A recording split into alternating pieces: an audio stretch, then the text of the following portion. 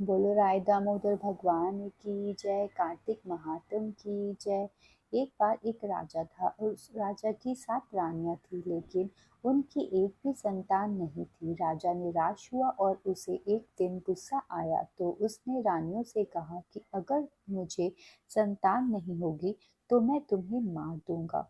सभी रानियां डर गई और सब ने मिलकर राय बनाई कि हम एक झूठ-मूठ की बिल्ली ले आते हैं और राजा जी से बोलते हैं कि ये हमारी बेटी हुई है। राजा को जैसे ही पता चला कि बेटी हुई है तो राजा रानियों से बोला कि मुझे बेटी का मुंह दिखाओ।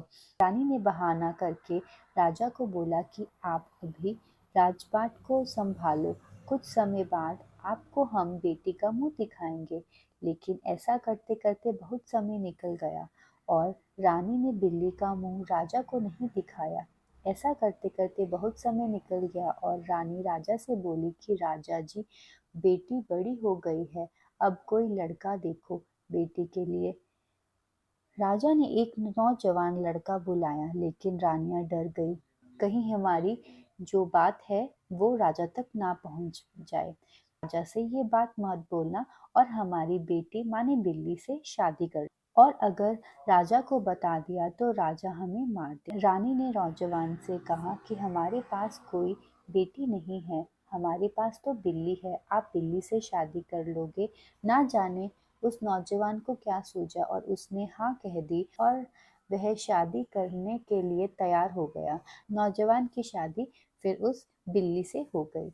नौजवान ने घर गया, अपनी माता को बताया कि मैं शादी कर आया हूँ। नौजवान की माता ने बेटे से कहा कि मुझे बिटिया का मुंह तो दिखा। उसने मना कर दिया और उसने माता को बोला कि मुझे एक कमरा दे दो। माता ने उसे कमरा दे दिया।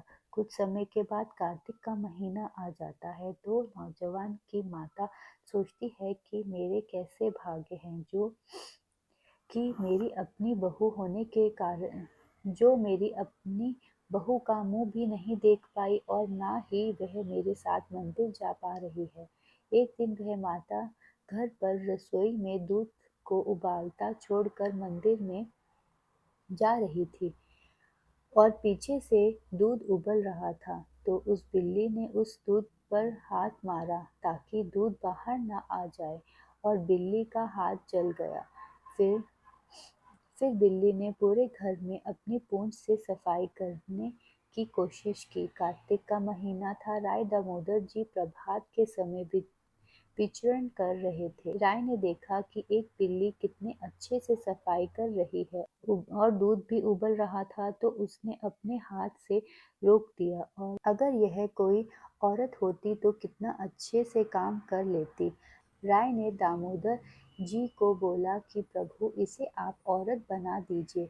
राय दामोदर जी बोले, ये इसके कर्म है, इसमें मैं क्या कर सकता हूँ। अगले दिन फिर दोबारा से राय और दामोदर प्रभात के समय विचरण कर रहे थे और बिल्ली फिर से वही काम कर रही थी। दामोदर जी ने उसको इतना अच्छे से काम करते हुए देखकर उसे औरत बना दिया। से ही घर पर माताजी आई। माताजी ने कहा कि आज तो मैं अपनी बहू का चेहरा तो देखकर ही रहूंगी। कमरे को खोल दिया और जैसे ही कमरा खोला तो अंदर 16 वर्ष की बहुत ही सुंदर बहू बैठी थी। सासू माँ ने पूछा कि बहू, इतने टाइम से मुझे अपना चेहरा क्यों नहीं दिखा रहे थे। बहू ने बताया कि माताजी, मैं पहले बिल्ली थी, राय दामोदर जी ने मुझ पर कृपा की है, मुझे औरत का रूप दे दिया और मैं बिल्ली से औरत बन गई। जैसे प्रभु आपने इस बिल्ली पर कृपा करी है वैसे ही हम सब पर अपनी कृपा बनाए रखना। बोलो कार्तिक महात्म की जय, बोलो दामोदर मास की जय।